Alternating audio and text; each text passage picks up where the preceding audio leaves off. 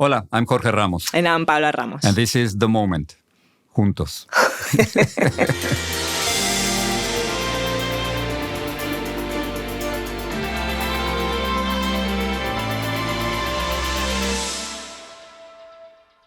George. Cheesy George. Well, a little bit, yeah. But it's interesting. I mean, it's not only something that I always wanted to do, but it's something that we couldn't have done just a few years ago. No, I think when you think of this, now you and I were doing a video podcast in 2025.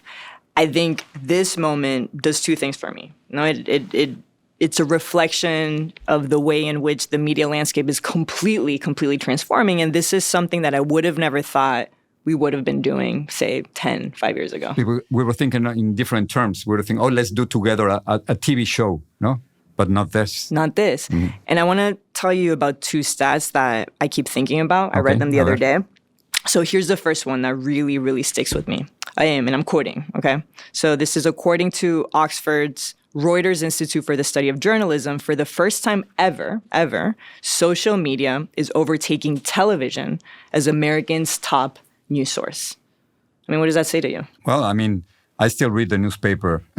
You're right, but you're probably one of the only people that still does that. Yeah, even when I'm on the planes and then I just bring my copy, people look at me and say, who's this person? No, nobody's doing that. But the transition is right there. You're absolutely right. No? I mean, 20 years ago, I remember very vividly, of course, like I grew up with so many Latinos across the country tuning into your newscasts every single evening, watching you on television. And that was one of the main ways that the Spanish-speaking Latino community in this country would be informed, not through social media, not through TikTok or X, but through cable television. I still remember people telling me, I watched the news. And then people would come years later and say, a decade later, say, well, my mom watches the news. And now it ended up being my grandma is watching my the news. My abuela watches it. Sí, claro. Watched it. So that's the difference. Meanwhile, your generation, you were going somewhere else. It is, but I keep thinking about this as you and I are doing this new project. Like, how has that transition been for you? Going from, being this big voice in legacy media to now jumping into the video podcast It hasn't world. been easy, but either you do it or you perish. And if you want to continue being a journalist and being relevant, either you move with the new technology, this new shift, or you disappear. This is maybe my second wave. The first one, when I first arrived in the United States, 1983, there were only 15 million Latinos, and I feel that I was riding that wave, the Latinx wave, la ola Latina. And right now we're 65 million Latinos. So I started with that wave, and we went all the way to the top. But then something changed. And this new wave has to do with technology, in which we're putting aside traditional media, legacy media, and going towards social media and being online and digital. And if I don't ride that wave, I'm going to disappear. So it hasn't been easy, but this is the only way to do independent journalism nowadays. And it's not easy, especially when you think about this idea, that this digital wave that we're riding on also coincides within a larger socio-political environment where, the top people in power question facts, undermine history. And so this, of course, changes the way that we as journalists can operate. And I think for me, when I think of you, like you were able to gain people's trust and credibility. Well, they saw me every day, no? They saw you every day, but I think in the cable news, old school television environment, you were able to do something so important, right? Which is gain people's trust. I think for us in the digital world, getting credibility is such a hard thing to do. Yeah. I think I agree with you. But then how do you gain credibility? It's just repetition, day after day, just coming to their house, and then you tell them something, and then the next day, then say, okay, he was right, and then happen year after year after year. But I think credibility has to do with, for me, with two things. One, to report reality as it is, not as you wish it would be, so people would know that you're giving them the facts. And then if you make a mistake, and I made tons of mistakes, you simply correct them. But the second element has to do with challenging those who are in power, questioning those who are in power. Many journalists don't do that anymore. And if you don't do that, then people don't trust you. And that's why I think there's a crisis of credibility among many journalists nowadays. And I think that's at the heart of today's episode. Not only what it means to navigate journalism in this digital era, but also what it means to question those in power as journalists. One of the things that I think we will be talking about is what does it mean to be a journalist? How has journalism evolved, and what does that look like today? And how technology is changing absolutely everything. Including? Yeah, I'm not reading the newspaper. Coming up after our break, our guest is a viral TikTok creator named by Time Magazine as one of the top 100 creators to look out for in 2025 and considered to be one of the main news sources for millennials and Gen Z in the US. So in their bio, you'll actually find that they describe themselves as both an independent journalist and an advocate. And so can both of those terms go together? That's one of the questions we'll have for our guest. We'll be talking to TikTok creator and influencer V Spehar, host of Under the Desk News, coming right up. Okay, V, welcome to The Moment. Thanks for having me. Excited to be here. Thank you so much for joining us. So I'll tell you one of the reasons why you're one of the first guests that we wanted to talk to. So the last time I saw you, V, you and I were in a television studio, right? We were both doing an MSNBC hit. And to give listeners a little bit of context, we were sitting in a round table with other journalists, lights, cameras. But in that moment, I remember thinking that perhaps you, with your voice and your platform, and as a single influencer, maybe you have more power than an entire news station. And I mean this sincerely, right? And so that made me think about where your journey starts. Now, Under the Desk, obviously, your program has been incredible. It's really, really, really grown. I mean, in the last couple even months, it's significantly. You have almost 4 million TikTok followers. 4 million. 4 million, almost 240 million likes on TikTok alone. I mean, people even consider V an internet celebrity. I'm jealous. That's why we invited you. But truly, like when you think of this journey, like how do you get started? So at the time when the pandemic hit and I started making TikToks, I was working for the James Beard Foundation and I was doing a lot of our director of impact work. So I was making cooking videos talking about how to apply for the PPP loan, how to get the shuttered venue license, how to do whatever. And then it was January 6th, and I was working with the Tennessee Veterans Association to talk about how we were going to get food to vets who were unhoused. And just above my computer, I remember perfectly, I saw them in the Capitol on January 6th. And having been a caterer in the Capitol, I was like, "Ooh, you're not supposed to be in those hallways." Yeah. That's not right. And that's when I started to realize something was wrong that day. So I was dressed that day for the VA's appointment. So I had a suit on from the top, and then I had on Nike shorts on the bottom. So I dove under my desk just out of nowhere and started explaining the 25th Amendment and what it means because Trump wasn't calling in the National Guard. And I was like, Michael Pence, you could be president for 14 days. This could be your one chance to be president. And this is what it means. And it went super viral. And then my friend Randy was like, you better get back under that desk and tell him what's happening now. So we sort of had it going as a bit just between me and my pals that night. And then the next day came, and the next day came, and then people started calling me Under the Desk News, which was not the name. My name was V Spehar on the channel. And they were like, Under the Desk News, what's happening now? And I was like, okay. So then I just kept doing it. And then it got to a point where I was explaining civics and what was going on with the government. That went into Joe Biden's first 100 days. And then that was it. It even with it's Monday night and here's what happened. That's something that somebody said to me. They would write it in the comments. Wow. A lot of Under the Desk's branding came directly from the audience who was building it with me. One time I didn't wear my glasses and people were like, where's your glasses? And I was like, okay, I guess the glasses are a brand. And then they started sending me art of the glasses and ceramics of the glasses. And I was like, okay, I guess this is who I am forever. I tried to change my hair one time. People did not like that. Nope. So it was all right, this is what it is. Something really interesting is that I've been a journalist for 4 decades. And when I introduce myself, I always say, I'm an immigrant and I'm an independent journalist. But I can easily say I'm a journalist, even though sometimes now I'm giving my point of view, my opinion. That's something different. But I wonder if you think that what you're doing is journalism, because I've been doing my homework, and sometimes you do identify as a journalist and sometimes as an advocate. So is there something incomplete about saying that you are a journalist? So I think this is the difference between traditional media and new media. Is traditional media used to go in, clock in, do your job, and go home. And then everything you did when you weren't on television or writing your column was considered your personal time. For me, as a public figure and in this world of new media, I am content for people 24 hours a day. Whether I'm doing straight journalism, like let's say what we do on the Substack with original investigative stuff, or whether I'm doing the news at 7 o'clock saying, hey, here's what happened today, or whether I'm showing up to a No Kings protest, all of that is considered under the desk news. There is no separation. There's no clocking in or clocking out for a new media figure the way that there was for media figures in the past. And so I think that can be a little blurring of the lines and confusing to people. And it's why I've been so upfront about the fact that like you are getting my whole self. Every night when I do the news, you're just getting the news. But when I'm doing something in the daytime or I'm doing something in my personal life, those are all just showing you the completeness of me as a whole person. Yeah, because I think maybe that discussion, that debate has to do, Paola, and with the fact if we have to be objective, and the difference between being objective and being neutral.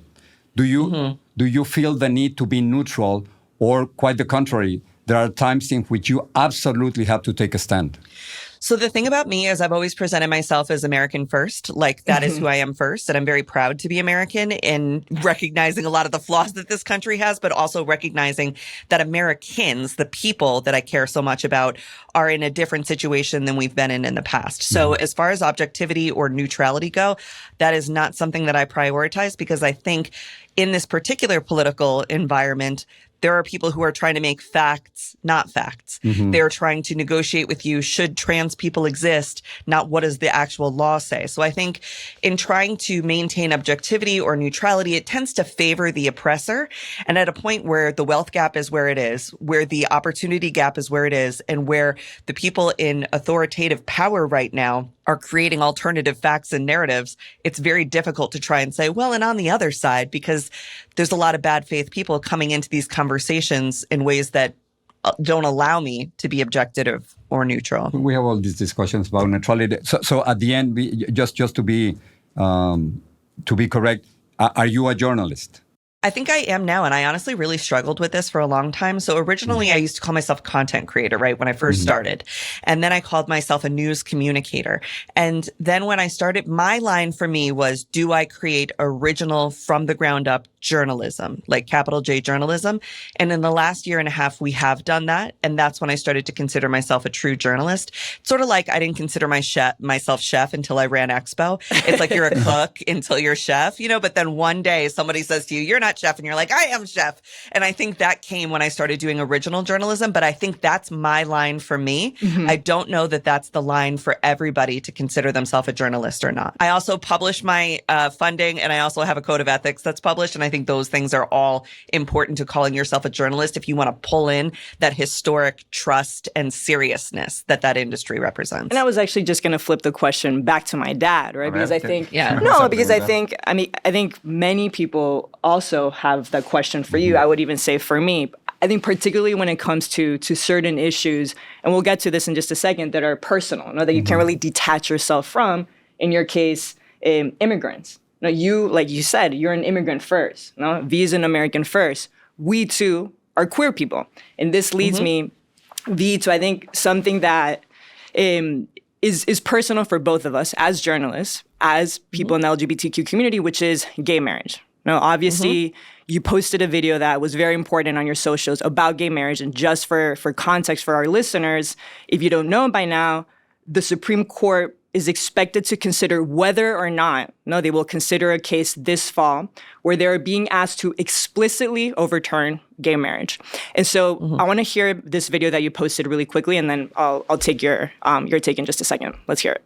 Yes, the Supreme Court has been officially asked to reconsider the legality of Obergefell v. Hodges, the landmark Supreme Court decision that made gay marriage federally legal. We knew this was going to happen, and that's why a couple months ago I partnered with a lawyer named Angela Giampolo, and she goes by @YourGayLawyer on TikTok and Instagram, and she put together a plan. It's basically the 9 documents that gay couples need to file to help recreate all of the rights inherent to marriage in a partnership document. So, V, this is where I think, we as journalists inevitably have to blur the lines sometimes. I'm curious, first of all, how did your followers take this information? What's their reaction to this? So the tricky part about the attack on gay marriage is that they've been trying to do this since it got passed. I mean, this has been going on since 2015. And as a gay person and as an advocate for gay rights, I have been involved in this so deeply from the behind the scenes level of what are we going to do if they overturn Obergefell for literally 10 years. Right. So when something comes up that the news is reporting like, oh, the Supreme Court may hear Kim Davis's case that seeks to overturn Obergefell, I know in my heart and soul that's probably not going to be the one that does it. But I also know that there have been movements behind the scenes to try and requalify what even qualifies as marriage and sort of discount gay marriages in that way. And that's the language that we hear from the right of marriages only between one man and one woman, meaning marriages between two men or two women would no longer meet the burden of proof required to be classified as marriage and then to have those rights. So when this started coming around again, I thought to myself, we have to have something for people to do. We can't just wring our hands and be afraid that it's going to happen. What can we do to, one, ensure that gay marriage doesn't get overturned, but if it does, protect people's inherent rights during the gap? Because we know that we'll win the right back a different way, maybe, but what do we do during the gap? And that's when I worked with this lawyer to come up with this thing called the 9 documents, which has been very helpful to people because at the end of the day, what is marriage? It's a spiritual connection. Sure, you could always still have that. It's representing love. You will always have that. It is a civil contract between partners that is filed with the state. And so I was like, okay, that's the part that we could not have again. Right. What are those rights? And it really comes down to estate planning, child care, and property ownership and stuff. And so I was like, all right, can we recreate those documents? And she did. Have you taken those steps? Have you and your partner? I have. You have? We were actually the test case for it. So we were one of the first people to go through it and make sure that there was enough of it to be able to publish this. So I've been working with Angela for probably a year and a half now on this. And that's why we published it back in June before the Supreme Court thing with Kim Davis even came up. I've gone through the process. We've gone back and forth with this lawyer saying there's not enough here. There's not enough there. You can do the 9 documents is what we put out as sort of phase 1, which is just between 2 people. Once you start to involve children, well, then you get into sort of like adoption rights and different things. But there are 2 non-married adults that can adopt a child. So that's not necessarily a marriage right. And it really made me feel better, but we have done the documents. You're so outspoken. Obviously, you're unapologetically yourself. You are literally all over TikTok. I'm thinking of libs of TikTok, this anti-LGBTQ extreme right account. And I'm wondering, have you ever been threatened by them or anyone? Oh, sure. I've been on it a couple times. And the thing that is interesting is she doesn't get juice from me being on her account the way that certain other people that she has tried to take out have. And I think partly it's because even though I align with leftist politics, let's say, there are a lot of libertarians that sort of go into the other side of the horseshoe, her world, who when she will post about me, they'll be like, I kind of like V. I learn a lot. Oh, wow. So I think every time I've been over there, it's been, the typical slurs, but people sort of pass it along because I also don't engage back. And I think that's what they want is that fight back and forth. So I've been over there a couple times. She threatened to sue me for defamation one time because I said that right-wing, lunatics like her were responsible for some of the depression that trans and LGBTQ youth feel because they're attacking their teachers and it just makes the world feel unsafe and whatnot. And she was like, I care so much about children. I was like, okay, I would love to go to Discovery with you if you really want to take this about all the different ways that you've tried to, be a stochastic terrorist against the mental health of queer people and children. And it went nowhere. But that's sort of my thing with her. I don't engage, and so I think they don't get the juice that they want. But I wonder if you're afraid for your life, and also I have been. You are. Sure. Oh, of course. I think everybody in this country is afraid for their life. 1, because of gun violence. 2, because of the dehumanization that the president has put forth when it comes to queer and trans people. He's called us on the left even democrats and evil and the enemy within. So I think it goes beyond even like just being a journalist and being afraid, and goes right into the fact that we are being dehumanized at such a level that people are becoming more comfortable with not seeing us as human. But as a journalist, I do understand if you're afraid, there are different routes that you can actually take. You can just say, I'm sorry, I'm not going to engage, This is way too risky. The other is just to confront it. I'm guessing you decided just to go ahead and confront everyone who's threatening you. So yes and no. I think sometimes I've written back to people who have threatened me, like in my DMs, and I've been like, I'm really sorry you feel that way. Like, what made you feel that way? And they're like, oh, I didn't even know you were going to see this. I was just kind of like blowing off steam. And I was like, oh, this is like when I yell at the TV, Josh Allen, I wish you were dead. You're killing me with these plays. I don't actually mean that. I'd be horrified and embarrassed if he ever heard me say that. And so I think sometimes it's that. Other times when it's been more dangerous, we have had to contact like local police department, or I use this program called Delete Me that monitors my online activity. I'm also a spokesperson for them. I'm not doing an ad for them right now. I was a customer before I got asked to be a spokesperson. But there are things that I try to do to keep me and my family's information safe. I also think it's safe that I don't live in a major city. Yeah. I intentionally live in Rochester, New York, and my friends and neighbors are extremely protective of me in general. And I think it makes it less likely that somebody's going to go so far out of their way to bother me the way that they could just catch me on the streets of New York or DC. I always feel a little less safe as a public figure in a public city, if that makes sense. Perdón, una pregunta. I just want to ask you if you think that the country is changing way too fast. I mean, you were talking about the 9 steps that you're taking, about being afraid. Is this has to do with politics itself, or have you noticed a change in the last few years? Is it something happening right now?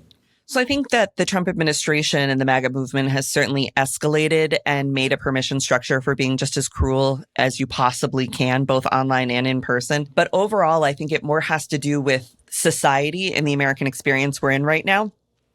The wealth gap, the lack of affordable housing, the ways that people feel threatened that their jobs are going to be taken by AI, or they can't get the promotions that they used to, or going to college isn't enough to have a good life. I think all of those things, which are, systematic of the politics and the laws that people have written, gay people and trans people are being scapegoated as the reason why your life sucks. But I think your life sucks because my life sucks because of the billionaire class. And so I think in many ways, trying to find camaraderie and class consciousness between people is what's going to help break down these political silos that folks are putting themselves in.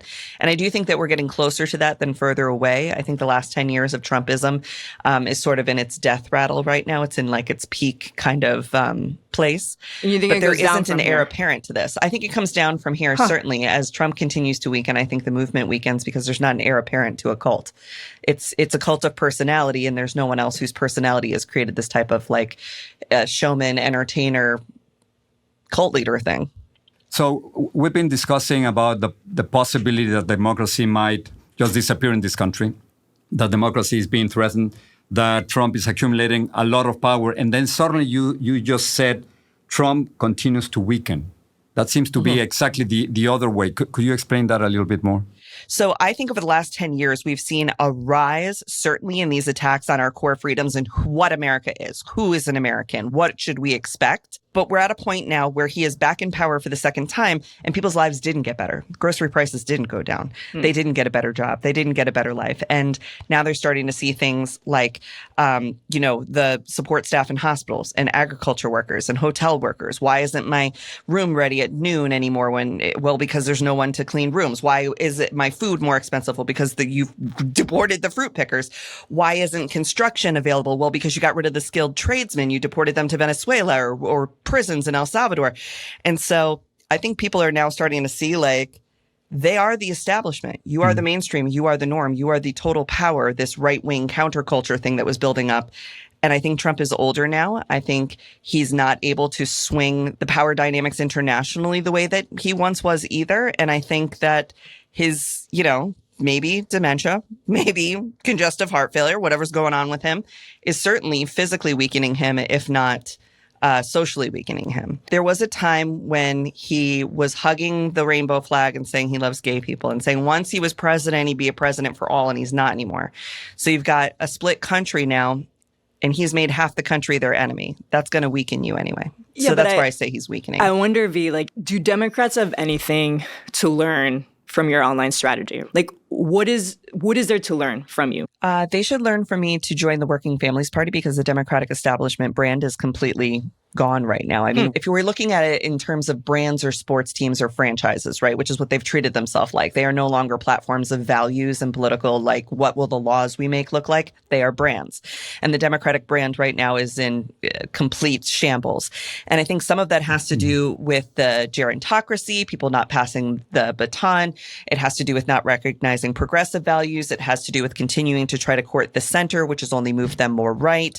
It continues to be an issue of like gentlemanly politics and trying to take the high road and be the bigger person. We are in the streets trying to fight this now. And so what I think is interesting is not necessarily trying to improve the capital D Democratic establishment, but looking to a group like the Working Families Party, which I am a registered member of, which operates in 28 states. It prioritizes progressive candidates in the primaries. Now, once the big election comes around, they're going to endorse who's on the blue line because they're certainly not going to endorse a third party, which continues to split the left vote. So what are they scared of? What are Democrats scared of, in your opinion? So sometimes I think they're afraid of facing their own mortality and that it's over, that it's not the 90s, and that some of this is the legacy that they built for themselves, they've lost by holding on to it for too long. It's sort of like, again, sports players. If you look at Aaron Rodgers, right? Incredible quarterback, and he just maybe stayed a little too long and he got weird, and now your legacy is tainted a little bit, okay? Yeah. I think it's a little bit of that going on. I think some of it is the Democrats have built themselves on this. We are better than everyone. We are so righteous and moral.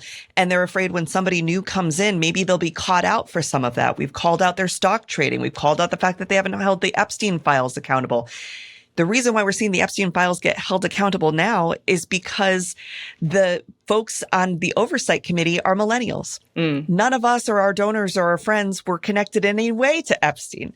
So now is the only time where they're starting to push a little harder to get it out there. And I'm not saying the Democrats were connected to him, but we won't know, right? Because they were so unwilling to expose that. So I think some of it's holding on too long. And I think their idea of joining social media is having like Chuck Schumer ride around in Jack Schlossberg's van, which I love Jack. Jack's funny to me, but Jack's a Kennedy, okay? And we don't do political dynasties if you're going to be a true progressive. You know, I've been having this conversation with Paola for a long time, that in just a few years from now, someone is going to ask you, what did you do during the Trump era?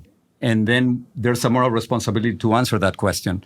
And it clearly feels that you have no trust on politicians. So is it people like you who are taking the lead on this? In other words, politicians, they don't have an answer. Democrats don't have an answer. We have to look for something completely different. Not completely different. I think we got to get back to our roots, back to the basics here. I think politics has become an elite class. It's become a celebrity class. I would blame the Tea Party in 2012 for making it a celebrity thing. But I think it just gets back to, we just want to see our friends and neighbors in these positions of power, from school board to president. We do want to feel like it's actual people who have a stake in this country and not folks who are willing to enter the machine and be that cog that keeps the machine going. And I think to come out of New York politics for a minute, Dre for Iowa. This woman was a mom. She was a mom activist. She ran for a seat in Iowa that had been held by a Republican for 13 years. They told her there was no chance she could win. And she just blew them out of the water with her win for the special election seat. I think folks, even in my own neighborhood, we had conversations during the election about where was the neighborhood going to put up signs? Are you going to put Kamala? Are you going to put Trump on your lawn? What are you going to do? And a lot of people decided they just weren't going to, because regardless of who people were going to vote for, we had lost our neighborhood personality. If we did this, it was going to become even more divisive. So there was a couple people who put up Trump signs. We have this one trans kid who lives on our street. And my thing to them was like, can you at least not face the sign at their house? So when they come out their house, they don't have to see it. Can you put it sideways, right? Like instead of facing the house. And they're like, oh, yeah, oh, okay. Well, I love that kid. That kid's a great kid. I'm like, all the kids are great kids. You just don't know them. So my neighborhood, I look at, because it's a very divided Republican and Democrat suburb in New York. And I think what folks want to feel is community, and what they're getting is tribalism, whether that's tribalism for Trump or for Kamala at that time. And now we're kind of looking to each other like, hey, maybe federal politics is screwing us all, and we really got to look at who's running for superintendent. We really got to look at who's our mayor right now. I don't know if it has happened to you, but if you go into YouTube or TikTok or many others, you can actually see AI-generated TikTok accounts hijacking my name my voice, my image, and They're pretty good. Yeah, Yeah, I mean, I've had it done to me. It's extremely good. It's exactly. terrible. Yeah. Just a few months ago, sometimes what I was saying didn't match with my lips. So you might say, okay, that's fake. But lately, it's been incredible. And it's not, I'm not talking about just one. I mean, dozens of them in which I'm just presenting these incredible medicines for diabetes and then asking for people's bank accounts. I mean, it's really crazy. Can I tell you that I've had some of my friends that are like, wait, is your dad really selling this like medicine on TikTok? And I had to think twice. I was like, I don't think we're that desperate, but I know it's not a miracle medicine for diabetes, no?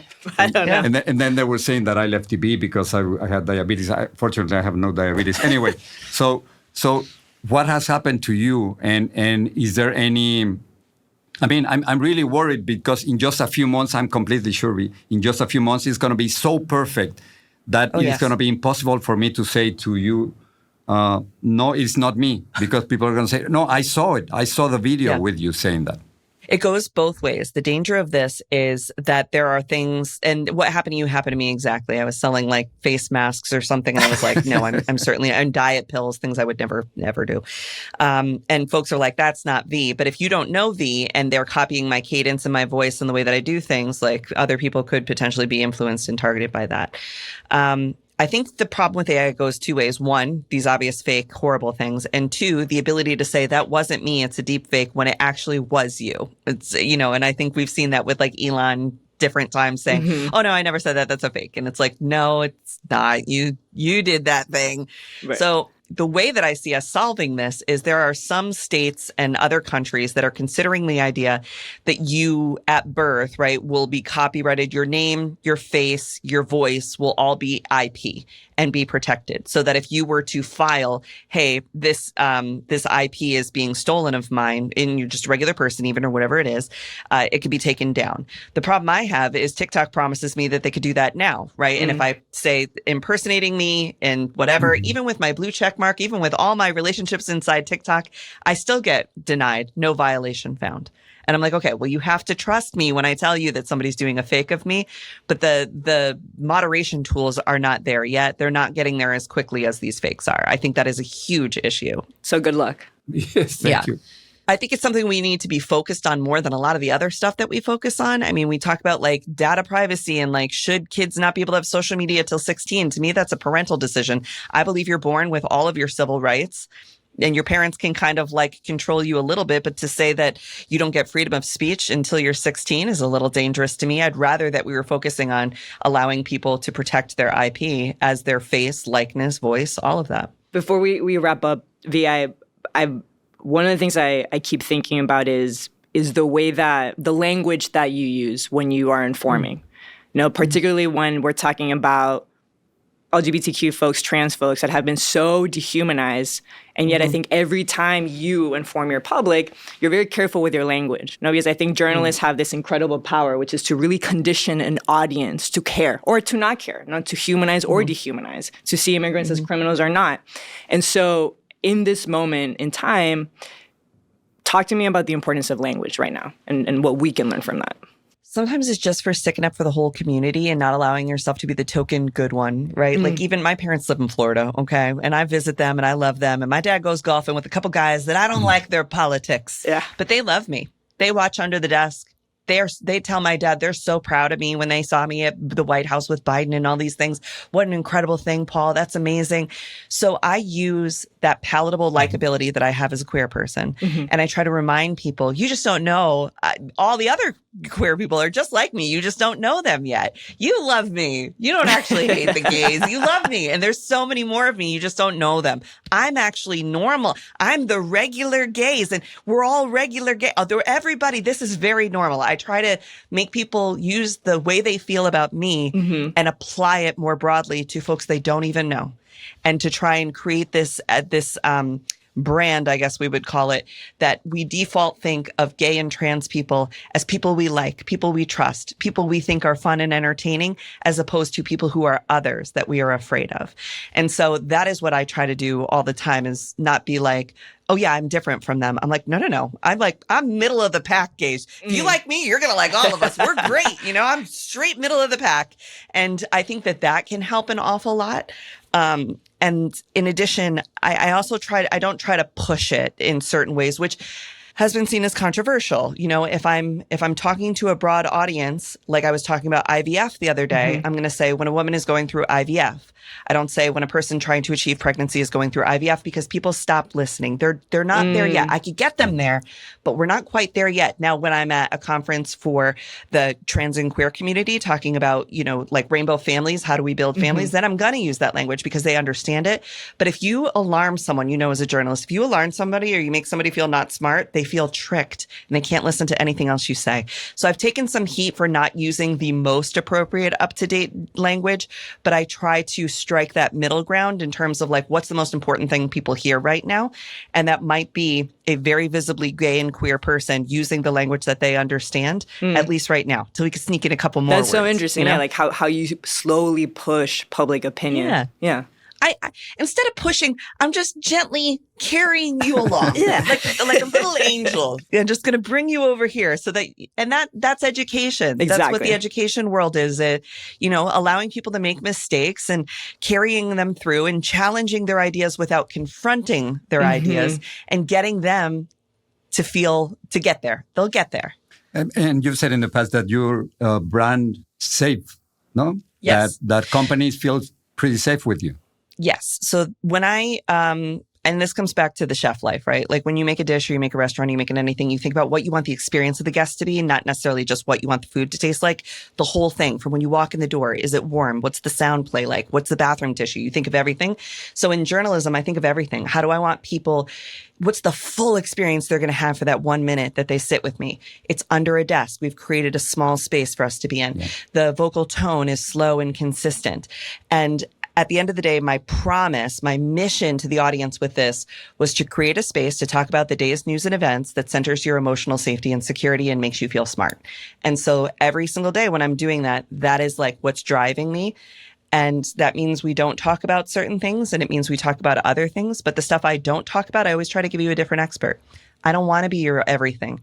I want to be one of many things that make up your media diet. I think that's different too. I think a lot of the big organizations, they're like, well, if you subscribe to the New York Times, you don't need anything else. We'll just watch MSNBC all day, right? We got you. We got everything. And I'm not everything. And I think that that's important too, to raise up the voices of other people in the community who are better at talking about different options. Yeah, before we finish, I just wanted to tell you an anecdote. When I was growing up, my mom told me that if I were to read the editorials in the newspapers, that I would know everything in the world. And I wonder, that's a very similar experience with what happened with your mom. You were informing her about news events, and then eventually we ended up being journalists. No? My mom is the original citizen journalist to me. She used to sit home. I was very lucky my mom got to stay at home with us when we were kids growing up, and she would sit around with her girlfriends, drink coffee, and listen to the police scanner. And the second I would get home from school or my dad would get home from work, she'd be like, okay, sit down. Here's what happened. And that really informs the enthusiasm I have for storytelling the news and events of our community. Thank you so much. Muchas gracias, de verdad. Thanks for having me. We I really appreciate it. it. Great conversation. Thank you so much. Thank you. The Moments is a production of Radio Ambulante Studios in partnership with iHeart's My Cultura podcast network. Our staff includes Daniel Alarcón, Laura Rojas Aponte, Miguel Santiago Colón, and Lisa Cerda, with the help from Paola Alián, Diego Corso, Natalia Ramírez, and Elsa Liliana Ulloa. Our theme song is by Elias González. The CEO of Radio Ambulante Studios is Carolina Guerrero. Executive producers at iHeart are Arlene Santana and Leo Gomez. Pablo Cabrera also serves as a producer. If you like The Moment, pero también te gustan podcasts en español, look for Radio Ambulante, historias de toda América Latina, wherever you listen to podcasts. I'm Jorge Ramos. And I'm Paula Ramos. Thanks for listening.